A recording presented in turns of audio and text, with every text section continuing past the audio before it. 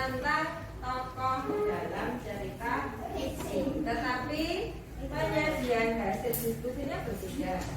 Untuk kelompok 1 dan 2 menceritakan kembali isi teks beserta tokoh-tokohnya dengan kata-kata sendiri. Dan juga diberi gambar tokohnya.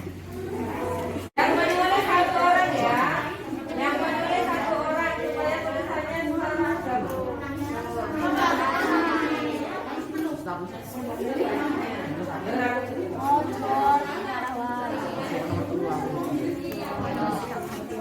Ada yang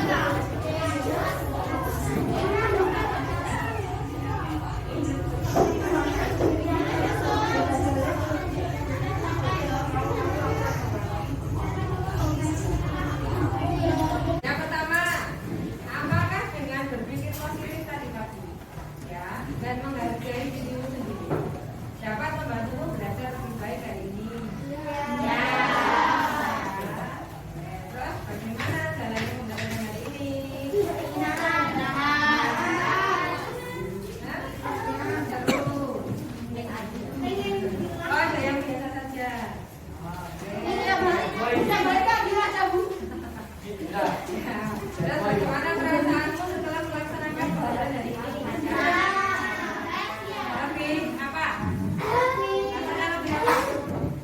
Lebih rukun. Oke. Lebih damai. Kamu lebih damai. Ah, kamu rasa bergaul meningkat. Oke. Berpikirnya segala apa ya? Toleransinya meningkat. Kan kata ketika diskusi itu kan rasa toleransi dibutuhkan juga kan ya. Kemudian apakah yang guru lakukan selama pembelajaran tadi? Jelaskan. Video, oke. Guru ngomong.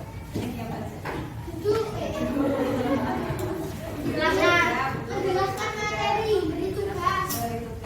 Menjelaskan kegiatan, ya kan? Apakah hal itu membantu belajar lebih baik? Ya. Atau saya membuat apa saya pusing? Ada? Tapi bahagia. Bahagia. Sebelum masuk terus. Lanjut sekarang. Bagaimana interaksimu dengan teman-teman hari ini? Tapi Bu, Happy.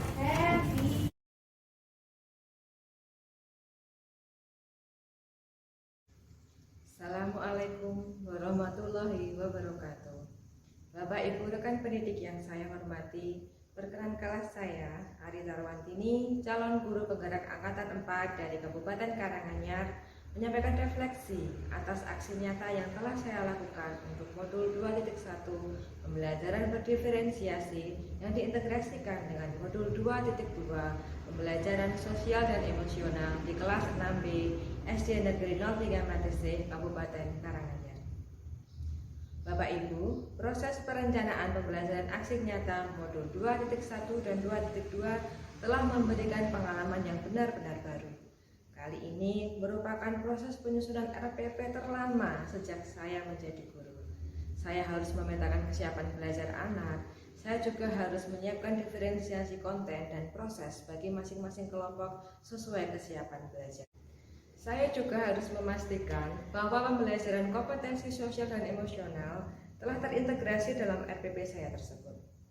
Dalam proses ini, saya belajar untuk lebih cermat dalam menyusun langkah demi langkah, agar tujuan pembelajaran berdiferensiasi maupun pembelajaran sosial dan emosional dapat tercapai melalui sebuah pembelajaran yang holistik sesuai amanat kurikulum sekolah dasar.